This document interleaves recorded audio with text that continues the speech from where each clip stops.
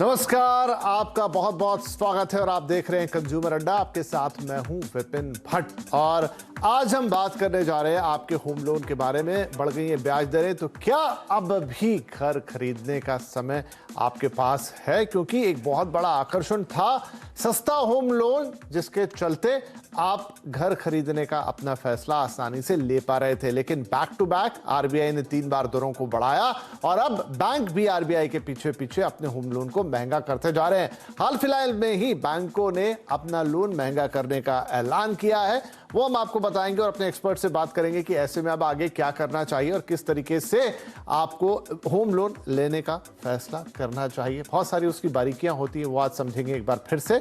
तो सबसे पहले तो आपको बताएं कि हुआ क्या। आइए एक नजर डालते हैं। देखिए, हाल ही में क्रेडिट पॉलिसी आई और वहां पर जो आरबीआई ने है ब्याज दरें ने रेपो रेट को ½ % बढ़ाया। तो कुल मिलाकर रेपो रेट में जो बढ़ोतरी हुई ½% से, अब वो पहुंच गया है 5.40। ये वो आधार है जिसपे आपका लोन तय होता है। अब क्या हुआ उसके बाद देखिए, एचडीएफसी जो देश का सबसे बड़ा प्राइवेट लेंडर है होम लोन का, उसने अपना आरपीएलआर जो है वो करीब 1/4% बढ़ा दिया। आरपीएलआर मतलब रिटेल प्राइम लेंडिंग रेट, इसी पे चलता है इनका होम लोन का पूरा हिसाब किताब। और अब इनका होम लोन जो है वो शुरू हो रहा है 8.10% से। बड़े बड़े एडवर्टाइज आए 6.5% से होम लोन लीजिए, लेकिन पहुंच चुका है अब 8% से ऊपर। आईसीआईसीआई बैंक एक और बड़ा बैंक ये इस्तेमाल करता है आईईबीएलआर, जो इसने बढ़ाकर ½ % उसे बढ़ा दिया। आईबीएलआर मतलब एक्सटर्नल बेंचमार्क लेंडिंग रेट, सीधा रेपो रेट से जुड़ा हुआ। एक्सटर्नल बेंचमार्क जो इन्होंने पकड़ा है वो पकड़ा है आपका रेपो रेट। तो अब जो इनका होम लोन है उसकी ब्याज दर हो चुकी है 9.10 से। ये जो है ये अधिकतम है, जो 9.10 है ना, ये मैक्सिमम रेट है। और दो तरह के लोगों को लोन देता है बैंक, एक वो जो सैलरीड होते हैं, एक जो नॉन सैलरीड होते हैं। तो जो आईसीआईसीआई बैंक का 9.10 हमने बताया वो नॉन सैलरीड पर लोगों के लिए है और वो 75 लाख से ऊपर वाले। लेकिन ये अधिकतम सीमा है, पर देखिए 9 तक पहुंच गई वो। अब आप और बैंकों पे नजर डाल लीजिए। बैंक ऑफ बड़ौदा ने भी अपना होम लोन रेट बढ़ा दिया है, करीब करीब 8% पे पहुंचा दिया है। कैनरा बैंक का 8% से ऊपर जा चुका है। पंजाब नेशनल बैंक का 8%। यानी ये सारी दरें ये बता रही हैं कि जो वो 6.5% के बड़े बड़े एडवर्टाइज आप देख रहे थे आज से कुछ समय तक पहले, और बहुत सारे लोगों ने उसी कम रेट पर अपने होम लोन लिए थे, लेकिन अब वो दिन बहुत जल्दी बीतते हुए दिखाई दिए। 8% के आसपास पहुंच गई और अभी ब्याज दरें बढ़ने का सिलसिला थमा नहीं है। 4.5% के आसपास, 5.40% टू बी प्रिसाइज, ये जो इस समय आपका रेपो रेट हो गया। बातें हैं कि ये 6% तक जाएगा, यानी कि ये होम लोन और महंगा होता चलेगा। अब यहां पर दो बातें होती हैं, नए जो ग्राहक हैं उन्हें भी महंगा मिलता है और जो पुराने हैं उनका भी बढ़ जाता है। तो चलिए आज के शो की शुरुआत करते हैं। हमारे साथ कुछ खास मेहमान जुड़ रहे हैं कार्यक्रम में, हमारे साथ शामिल हो रहे हैं लाइसेंस स्वराज के एमडी पंकज कपूर साहब, फाइनेंशियल एक्सपर्ट किशोर सुब्रमण्यम साहब और सिटी यूनियन बैंक के एमडी और सीईओ डॉक्टर एन कामाकोड़ी। आप सभी लोगों का बहुत स्वागत है। डॉक्टर कामाकोड़ी, हम आपसे ही शुरुआत करते हैं। जैसा मैंने कहा कि अब ½ % की बढ़ोतरी के साथ जो रेपो रेट है वो 5.40% पर पहुंच चुका है। अभी भी एक्सपर्ट कह रहे हैं, आरबीआई के गवर्नर ने भी इशारा किया था कि उन्हें नहीं पता कि बढ़ोतरी कब जाकर थमेगी। बातें हो रही है कि जो रेपो रेट है वो 6% तक बढ़ेगा नियर फ्यूचर, और इसका मतलब है कि होम लोन भी बढ़ेगा। तो क्या आप मानते हैं कि ये जो हम अभी 8% की बात कर रहे हैं ये अभी और आगे जाना है, 9% को भी क्रॉस कर सकता है और 10% के आसपास पहुंच सकता है होम लोन? विपिन साहब, आप एक चीज ध्यान में रखना चाहिए। ये होम लोन का लाइक से मिनिमम टाइम फ्रेम से 10 साल और 15 years और even 20 years, the time for mortgage is pretty long time जी। इसके बीच में वो इंटरेस्ट रेट एटलीस्ट 4-5 बार वो ऊपर जाएगा नीचे आएगा। वो एवरेज होम लोन रेट और 20 years के लाइक से एवरेज आप लेता है तो वो करीब 8 to 8.5% के बीच में वो आएगा। सो वो अभी वो आप सोचा है तो लाइक वो ऊपर आ रहा है, वो ऐसा कुछ सोचने का इधर कुछ प्रॉब्लम नहीं है। आई मीन कुछ कारण नहीं है। सो और 2-3 साल के बाद आप जाते हैं तो वापस वो नीचे आएगा। सो ये साइकिल है। सो इसके ज्यादा इंपॉर्टेंस देना मेरे वजह से वो कम है। बट वो जो आदमी जो व्यक्ति वो लाइक से इंटरेस्ट रेट के ऊपर ज्यादा ध्यान देता है वो फिक्स्ड रेट में होना चाहिए। बट वो फिक्स्ड रेट आप लेता है तो भी वो वेरिएबल रेट में कितना देता है, उससे कम से कम 1.5% ऊपर ही होगा। Only in that last 22 years, 2000 से आप देखा है तो ओनली इन समवेयर अराउंड 2004 आपको फिक्स्ड रेट इवन 6-6.5% के वजह लाइक से इंटरेस्ट रेट के आसपास वो कस्टमर्स को मिला था। बट उस समय वो लोग सोच रहा था वो फिर नीचे आएगा करके वो नहीं लिया। सो इसके ऊपर वो कितना वो ले रहा है, ऊपर जा रहा है, नीचे जा रहा है, उससे ऊपर ज्यादा जी जी ध्यान रखना वो हाँ, लेकिन डॉक्टर साहब, अब कामकोटी सर, हुआ यही कि अनप्रेसिडेंटेड सिचुएशन हमने देखी कोरोना के दौरान, और उसी दौरान अनप्रेसिडेंटेड रेट्स देखे, जिनके कारण बहुत सारे लोगों ने घर खरीदने का मन बनाया। किशोर साहब, नो डाउट कि जब हम 6.5% का लोन रेट देख रहे थे तो सब ये जानते थे, और आप जो एक्सपर्ट लोग हैं ये भी कहते थे कि ये हमेशा नहीं रहना है। लेकिन दिक्कत इसमें नहीं है कि वो नहीं रहा और बढ़ गया, शायद दिक्कत यह है कि वो जिस रफ्तार से बढ़ना था उससे कई गुना तेजी के साथ बढ़ गया। क्या यही एक दिक्कत हो सकती है? देखिए, अभी अगर आपको घर खरीदना है और इंटरेस्ट रेट अभी बढ़ रही है, तो आपको एक चीज याद रखना है कि ये इंटरेस्ट रेट, जैसे मिस्टर कामकोटी ने कहा, ये साइक्लिक है। ये कभी बढ़ता है, कभी घटता है, और इन्फ्लेशन और इकोनॉमिक कंडीशंस के हिसाब से बढ़ता और घटता है। मगर आपकी बात ये सही है कि इस बार जो बढ़ोतरी हुई है इस ब्याज पे, वो बहुत ही तेजी से हुई है, और इसका कारण है कि दुनिया भर में हम इन्फ्लेशन को फाइट कर रहे हैं, और आरबीआई ने बहुत स्विफ्ट मूव किया है। आपको पता है कि मई में जब उन्होंने नॉन एमपीसी का कमिटी जब बैठा नहीं था, एक अर्जेंट मीटिंग बुला के उन्होंने 0.5% ऊपर बढ़ाया। सो व्हाट रियली क्या एग्जैक्टली हुआ है कि अभी जो इंटरेस्ट की तेजी आई है वो शायद और 0.5% बढ़ सकता है। पब्लिक इससे घबरा सकती है अभी, मगर आपको जो याद रखना चाहिए कि होम लोन एक लॉन्ग ड्यूरेशन लोन होता है, और इस लॉन्ग ड्यूरेशन लोन में एवरेज पेमेंट जो इंडिया में है वो करीबन 15 से 17 साल का है। 20 साल का एवरेज टेनर होता है, और 15 से 17 साल में एवरेज इंडियन इसे चुकाते हैं। तो इस एवरेज में अगर आपको आपकी इंटरेस्ट की बढ़त और घटनी हो रही है, तो आपको करीबन मेरे हिसाब से अगला 15-16 साल में या 17 साल में करीबन 1% यहां से तो कम एवरेज में मिल जाएगा, क्योंकि इंडिया एक डेवलपिंग नेशन है। सो इसमें शॉक होने की कोई जरूरत नहीं है। अगर आपका रिक्वायरमेंट घर खरीदने का अभी है तो आप आंख मीच के आराम से खरीदिए। मगर एक चीज, अगर आप घर अपने यूज के लिए खरीद रहे हो या सिर्फ ट्रेडिंग और इन्वेस्टमेंट के लिए खरीद रहे हो, अगर ट्रेडिंग और इन्वेस्टमेंट के लिए खरीद रहे हो तो ये 1 या 1.5% अगला 5-6 साल में आपको इंपैक्ट कर सकती है। बिल्कुल नहीं, आपकी बात सही है, और एक रिलीफ देने वाली भी है सुब्रमण्यम साहब की ऑन एन एवरेज जब आपका टेन्योर खत्म होगा 15-16 साल में, तो आप पाएंगे कि मौजूदा रेट से आपका 1-1.5% कम पे ही हो। लेकिन जैसा पंकज कपूर साहब मैं कह रहा हूं ना कि हमने जो एक बहार आती हुई देखी रियल एस्टेट में, जो ऑलमोस्ट डेड पड़ा था, उसमें जो रिवाइवल आया उसमें कुछ ये भी रहा कि राज्य सरकारों ने स्टैंप ड्यूटी वगैरह घटाई, बिल्डरों ने थोड़ा सा दाम और कंसेशन वगैरह का उसमें ऑफर्स आए, लेकिन बहुत बड़ा रोल जो था वो था सस्ती ब्याज दर का। ठीक है, एवरेज निकलेगा 15-16 साल में कि आपका 6 या 7% गया, लेकिन क्या होता है ना सर, एंट्री पॉइंट जो होता है, अगर घर खरीदार क्या करता है, वो आज देखता है कि मेरी तनख्वाह इतनी है, मेरा सेविंग्स इतना है, और मेरी ईएमआई अगर इतनी बैठेगी, तो वो एंटर कर जाता है। लेकिन शुरुआत में वो हिसाब लगाएगा और देखेगा मेरा तो ईएमआई इतना जा रहा है, तो हो सकता है उसके दिमाग में आ जाए ओके मैं तो किराए के घर में रह लूंगा। क्या यही साइकोलॉजी प्ले करती है घर खरीदार के दिमाग में? मेरे हिसाब से तो कॉम्बिनेशन रहता है कि एक, अगर आप देखिए पेंडेमिक के बाद जो रिकवरी हुई मार्केट में, वो इसके लिए हुई क्योंकि बिल्डर्स ने प्राइसेस कम किए, फ्रीबीज दी, इंटरेस्ट रेट कम हुआ। तो ओवरऑल सब तरफ से जो जिस तरीके के प्रॉपर्टी के प्राइसेस और इंटरेस्ट रेजिम पहले चल रही थी, उसमें जब गिरावट आई तो एक अफोर्डेबिलिटी में इम्प्रूवमेंट आया। तो मेरा ये है कि खाली इंटरेस्ट रेट्स के हिसाब से अगर हम ये देखें कि रियल एस्टेट के ऊपर बहुत बड़ा इम्पैक्ट पड़ेगा, ये मुझे इतना लगता नहीं, क्योंकि अगर बिल्डर्स जो है इस इंटरेस्ट रेट को एब्जॉर्ब करते रहें, जैसे अगर आपको अर्ली साइंस दिख रहे हैं मार्केट के अंदर, कुछ एक बिल्डर्स ने बोला कि जो बढ़ी हुई दरें आई हैं इसका इम्पैक्ट हम ले लेते हैं और हम आपको अवेल करेंगे प्रॉपर्टीज और लोन्स 6-6.5% के ऊपर, जो बिल्डर अपने फ्रीबीज में लेकर के आ रहे हैं।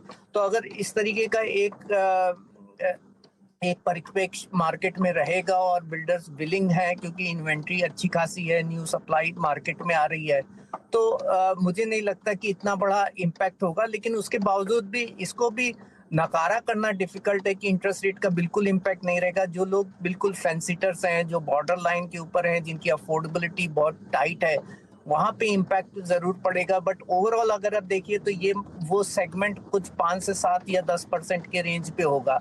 बहुत बड़ा जो मार्केट है और जो घर खरीदते हैं वो लॉन्ग टर्म के बेसिस पे खरीदते हैं, अफोर्डेबिलिटी देखते हैं। और अगर आप रियल एस्टेट मार्केट को देख लीजिए, इस वक्त 5 साल से प्राइसेस नहीं बढ़े। अगर आप पिछले पेंडेमिक के बाद अगर टोटल इम्प्रूवमेंट भी देखें तो एट ऑल इंडिया लेवल पे केवल 4% ही प्राइस की ग्रोथ हुई है। उसके अलावा अच्छे खासे डिस्काउंट्स ऑफर हैं, हालांकि अब वो इस डिस्काउंट्स नहीं ऑफर हैं जो स्टेट गवर्नमेंट्स ने दिए थे, स्टैम्प ड्यूटी रिडक्शंस वगैरह। लेकिन एक मार्केट में मोमेंटम है और ये मोमेंटम अभी भी जारी है। और मेरे हिसाब से जब तक इंटरेस्ट रेट 9% से नीचे रहते हैं तब तक मार्केट मेंटेन करता रहता है। ये हमने पिछली साइकिल में भी देखा, जब एक 2004 से पीरियड ले लीजिए जब 6-6.5% के इंटरेस्ट रेट थे, फिर एक पीरियड आया जब 9% 12% तक इंटरेस्ट रेट गए। लेकिन अगर आप ओवरऑल मार्केट देखिए तो मार्केट की एफिशिएंसीज जो है, जब तक 9% से नीचे इंटरेस्ट रेट्स रहते हैं तब तक वो तो पंकज साहब आप कह रहे हैं कि 9% वो बेंचमार्क है, उसके नीचे अगर रहते हैं तो मार्केट इफिशिएंटली वर्क करता रहता है, लोग घर खरीदते रहते हैं। जहां तक ये लोन फैक्टर की बात है, डॉक्टर कामकोटी ये बताइए कि अभी जैसा मैंने आपसे कहा 5.40% तक तो पहुंच गया, अभी बात हो रही है कि आगे और आरबीआई और दरें बढ़ाएगा, इसमें कोई शक की बात नहीं है। शायद हम देखेंगे कि 6% के आसपास रेपो रेट टच कर जाएगा। ऐसे में जो हमारा होम लोन है वो कहां तक जाने का सोच रहे हैं सर? 9%, 10% कहां जाके रुकेगा? मैं हाल फिलहाल की बात कर रहा हूं, ठीक है, लॉन्ग टर्म एवरेज जो भी निकले, लेकिन मैं अभी की बात कह रहा हूं। अभी साहब वो लाइक से अनदर 1% तक ऊपर आने का नजर है, may be in the next like से 3 to 4 क्वार्टर्स एंड ऑल, वो भी जा सकता है। बट एक चीज भी आप रखना चाहिए कि क्योंकि उधर इंटरेस्ट रेट बढ़ने के बाद भी आप ईएमआई कांस्टेंट रखकर वो ड्यूरेशन इंक्रीज कर सकता है। सो बाद में जब इंटरेस्ट रेट नीचे आएगा उस समय आप लाइक से वो ईएमआई सेम रखकर वो लाइक से the number of installments residual duration कम कर सकता है। सो इससे ऊपर वो ये चीज इंटरेस्ट रेट एवरेज के ऊपर एवरेज हो जाएगा करके हमारा लाइक से ओपिनियन है। सो ये ऐसे ही होगा, लाइक से वो लाइक से जब इंटरेस्ट रेट होता है आपको 2 चॉइसेस है, इधर ईएमआई बढ़ा दो और ईएमआई सेम रखकर रिमेनिंग इंस्टॉलमेंट को इंक्रीज करवा दो। सो ये कर एडजस्टमेंट होने के बाद वो 15 to 20 years जब आप लाइक से दी ड्यूरेशन फॉर होम लोन रखते हो, ये चीज एवरेज हो जाएगा। इसके ऊपर चिंता करने का चलिए ठीक है। तो डॉक्टर कामकोटी कह रहे हैं ज्यादा चिंता करने की जरूरत नहीं है, अगर ये बढ़ता भी है तो आप अपना टेन्योर बढ़ा दें। बैंक बाय डिफॉल्ट टेन्योर ही आपका बढ़ाते हैं, और आप जब उनसे रिक्वेस्ट करेंगे और आपके पास अगर एक्स्ट्रा लिक्विडिटी है तो फिर वो आपकी ईएमआई भी बढ़ा सकते हैं, लेकिन आमतौर पर वो आपके टेन्योर को इंक्रीज करते हैं। चलिए एक छोटा ब्रेक ले लेता हूं, ब्रेक के बाद अपने एक्सपर्ट से पूछेंगे कि फिर आज की तारीख में उन्हें क्या करना चाहिए। अब देखिए इंटरेस्ट रेट तो लगातार बढ़ रहे हैं, तो जब आप लोन लेने जाएंगे तो किन बातों का ध्यान रखेंगे, क्या चीजें पूछेंगे बैंक से कि भाई आपके लिए आगे सबसे बेनिफिशियल रहे, और क्या देखेंगे एक बैंक लोन के अंदर या होम लोन के अंदर, ताकि भविष्य में अगर कुछ रेट्स ऊपर नीचे हो भी तो आपको मैक्सिमम बेनिफिट मिले। तो किशोर जी अब मुझे ये बताइए कि आज अगर कोई व्यक्ति अब घर खरीदने का मन बना रहा है, जैसे आप लोग कह रहे हैं कि भाई लॉन्ग टर्म में एवरेजिंग हो जाएगी, आपको इतना 8 या 10% एवरेज नहीं आएगा क्योंकि घटता बढ़ता रहता है, लेकिन अगर मैं आज बैंक लोन लेने जाऊं, होम लोन लेने जाऊं, तो मुझे क्या देखना चाहिए? क्योंकि इस वक्त तो ब्याज दरें बढ़ी हुई हैं और आगे वो थोड़ी और बढ़ती हुई नजर आएंगी। तो अगर आज आप घर खरीद रहे हो, आपको 2 चीज देखनी चाहिए, आपकी तनख्वाह क्या है और आज की करंट इंटरेस्ट रेट में आप वो ईएमआई बेयर कर सकते हैं। हमारा एक फॉर्मूला होता है या स्टैंडर्ड जो एडवाइस होता है कि कस्टमर अगर कोई होम लोन ले रहे हैं, उनको 100 रुपया का तनख्वाह है महीना, तो उन्हें 40 रुपया से ऊपर अपने होम लोन में एक्सपोजर नहीं लेना चाहिए। बल्कि ये एक्चुअल में जब ग्राउंड रियलिटी जो बोलते हैं उसमें अगर आप एवरेज देखें तो कस्टमर्स करीबन 60-70% तक अपना मंथली तनख्वाह में ले जाते हैं, जो कि बहुत ही ज्यादा है और गलत है। तो आज अगर आपको लोन लेना है तो आपको 3-4 चीज का बहुत ध्यान रखना चाहिए। पहली तो आप ये ईएमआई भर सकते हैं कि नहीं, और आपका तनख्वाह या वेतन के अंदर वो 40% के अंदर आता है कि नहीं। पॉइंट नंबर 2 जो आपको बहुत इंपॉर्टेंट देखना चाहिए, आपके पास ऑल्टरनेट या सपोर्टिंग सोर्स ऑफ इनकम है। क्योंकि बहुत बार हमने ये देखा है कि जब कस्टमर ये होम लोन लेते हैं तो वो ये याद नहीं रखते कि अगर मेरी नौकरी चली गई या 3 या 4 महीना कोई रिसेशन आ गया या कोई डाउनफॉल आ गया या कंपनी में कोई प्रॉब्लम आ गया और मेरे पास नौकरी नहीं है, तो मैं ये ईएमआई कैसे भरूंगा। आज ये सिचुएशन है कि यंग इंडियंस के पास डबल इनकम है, जहां उनका खुद का इनकम है और उनका स्पाउस का भी इनकम है, अगर आपके पास ऑल्टरनेट सोर्स ऑफ इनकम है। जी। तीसरा पॉइंट आपको देखना चाहिए कि आपका ये पहला घर है या इन्वेस्टमेंट के लिए दूसरा या तीसरा घर है। अगर आप इन्वेस्टमेंट के लिए खरीद रहे हो तो सिर्फ इंटरेस्ट रेट को नहीं देखना चाहिए, आपको काफी और चीजों के एनालिसिस करना पड़ेगा कि ये सही है या डिसीजन गलत है। और चौथा और बहुत इंपॉर्टेंट चीज जो आपको देखना है कि आप कहां से लोन लेते हो और फ्लोटिंग रेट पे लेते हो। हालांकि फिक्स्ड रेट तो आज शायद बहुत कम बैंक देते हैं, और फ्लोटिंग रेट में लेते वक्त आपको ये याद रखना चाहिए कि अगर आपकी सैलरी में कोई कमी हुई या कोई इनकम लॉस हुआ तो आप इसको मैनेज कर पाओगे कि नहीं। और लास्ट और बहुत इंपॉर्टेंट पॉइंट जो बहुत कस्टमर्स मिस करते हैं, आप जब भी होम लोन लेते हो आपको इंश्योर करना है कि वो लोन को आप इंश्योर करें, वो आइदर वो बैंक के थ्रू या अलग से एक टर्म पॉलिसी, इंश्योरेंस पॉलिसी लेके करें। क्योंकि आज अगर आपको कुछ हो गया तो वो लायबिलिटी नहीं जाएगी, आपके लीगल है जो स्पाउस है उनको पे करना पड़ेगा। तो ये 4 चीजों को आपको ध्यान में रख के आपको हाउसिंग लोन लेना चाहिए। और अगर आज आप रियल एस्टेट खरीद रहे हो तो मेरे अनुमान एक एक्सपर्ट के हिसाब से मैं ये कह सकता हूं कि आप इसे इन्वेस्टमेंट के हिसाब से नहीं, नीड के बेसिस से खरीदिए। बिल्कुल सही है, बहुत इंपॉर्टेंट पॉइंट्स आपने बता दिए किशोर जी। अब फटाफट चूंकि मैं समाप्ति की ओर हूं, पंकज साहब जैसा आपने शुरू में भी कहा कि बहुत सारे कुछ ऐसे ऑफर आने की शुरुआत हो गई है जहां पर जो ईज अब आपको बैंक की तरफ से खत्म हो रही है, लेकिन डेवलपर कह रहे हैं मैं आपका वो शुरुआती शायद 1 आध साल ऐसा कर देंगे कि हम आपको उसी रेट पर रखेंगे, उतना हम आपको कंसेशन दे देंगे, वॉटेवर। अब चूंकि धीरे धीरे नए लॉन्चेस इतने हो गए कि इन्वेंट्री खड़ा होने का डर हो गया है, तो क्या ये बैलेंस बना रहेगा और अभी भी कंज्यूमर के लिए एक मार्केट में विन विन सिचुएशन ही है, भले ही होम लोन महंगा हो रहा है?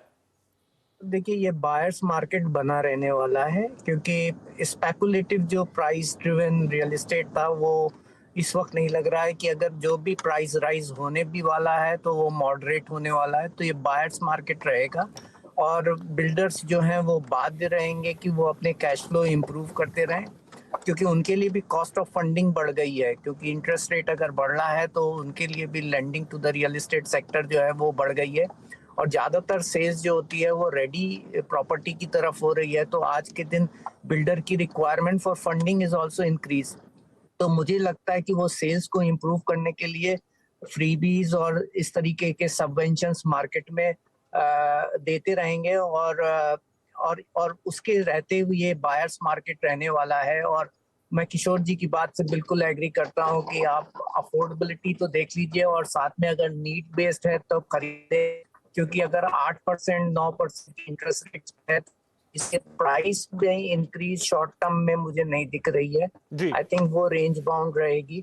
तो अगर आप नीड बेस खरीद रहे हैं तो एक अच्छा ऑप्शन है, क्योंकि इस वक्त आज भी पैरिटीज प्रॉपर्टी प्राइसेस में 2003-2004 लेवल की हैं। ठीक है सर। तो आपके पास अच्छी सप्लाई है, डेवलपर हैं और अच्छी अफोर्डेबिलिटी। इंटरेस्ट रेट हालांकि ऊपर जा रहे हैं जिसका निगेटिव इम्पैक्ट है, लेकिन long term point of view से आज भी मार्केट जो है अच्छा है। तो आप अभी भी घर खरीद सकते हैं, हमारे एक्सपर्ट यही कह रहे हैं। एक अकेला जो आपका इंटरेस्ट रेट का फैक्टर है वो आपके पूरे के पूरे जो आपका सपना है उसको डिरेल नहीं करेगा। हाँ, किन बातों का ध्यान रखना किशोर जी ने अभी बताई, कहां तक इंटरेस्ट रेट जा सकते हैं वो डॉक्टर कामकोड़ी से भी हमने जानने की कोशिश की, लेकिन सारे एक्सपर्ट का यही कहना है क्योंकि एक लॉन्ग टर्म लोन होता है 15, 16, 20 साल तक का, ऑन एन एवरेज आपका जो परसेंटेज हो 6-7 के आसपास आएगा। एंट्री पे जरूर आपको थोड़ी मुश्किल हो सकती है, उसके लिए आपको किन बातों का ध्यान रखना है वो हमने हमने आपको बता दिया, लेकिन स्टिल आपके लिए मार्केट ओपन है। और जो बाजार की भी कंडीशन है, रियल एस्टेट के मार्केट की भी, वो भी ऐसा नहीं है कि वहां पर भी एकदम ऐसा हो जाएगा कि आपके लिए मुश्किलात खड़े होंगे। डेवलपर भी चाहते हैं उनके घर बिके, इन्वेंट्री अब धीरे धीरे पाइलअप होने लगी है क्योंकि नए लॉन्चेस आए हैं, इसलिए वहां से भी वो सपोर्ट करने की कोशिश करेंगे। और आई थिंक फेस्टिव सीजन में सारी चीजें हम होते हुए देखेंगे। बहुत शुक्रिया आप तीनों ही मेहमानों का आज वक्त निकाल के कार्यक्रम में शामिल होने के लिए। नमस्कार।